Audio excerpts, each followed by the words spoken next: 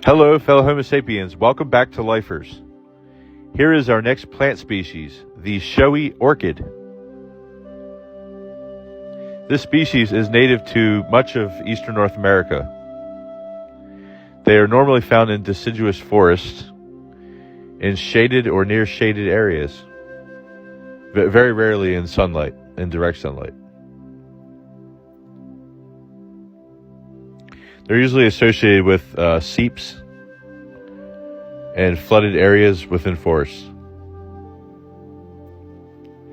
I just wanted to take some time out of our busy lives to appreciate this species.